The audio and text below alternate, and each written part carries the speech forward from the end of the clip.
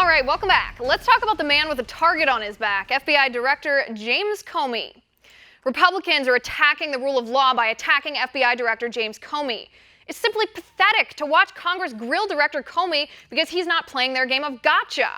The first is a headline from the Washington Post, and the second a tweet from DNC Chairwoman Donna Brazile, both back in July.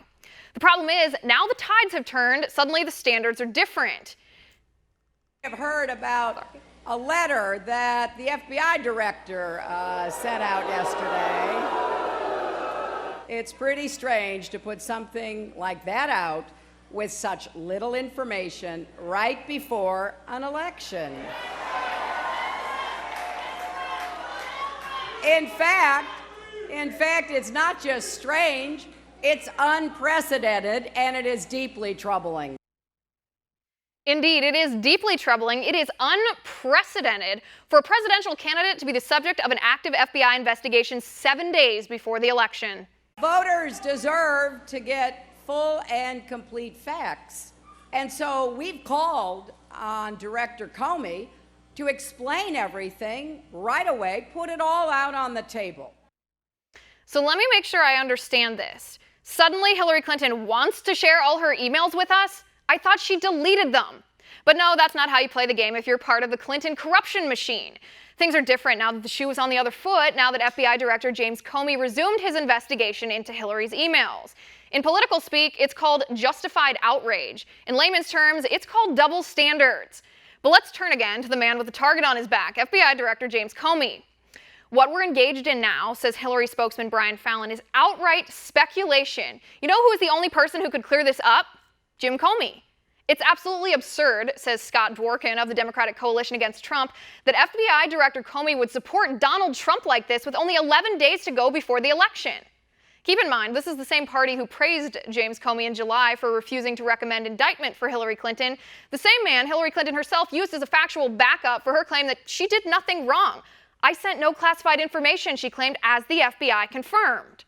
This is a great man. We are very privileged in our country to have him be the director of the FBI. No one can question the integrity, the competence. And he's somebody with the highest standards of integrity. I'm going to continue to be scrupulous about not commenting on it, just because I think Director Comey could not have been more exhaustive.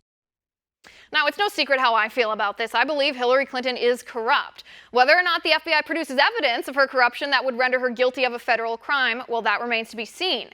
But Hillary campaign manager Robbie Mook claims the FBI hasn't offered evidence of any wrongdoing. Keep in mind, Mr. Mook is the mastermind behind Hillary's entire endeavor to win the presidency, yet he doesn't seem to have a basic understanding of the FBI. The FBI are not journalists. The FBI are not reporters. The FBI is not the media. The FBI investigates federal crimes when they suspect a crime potentially has been committed.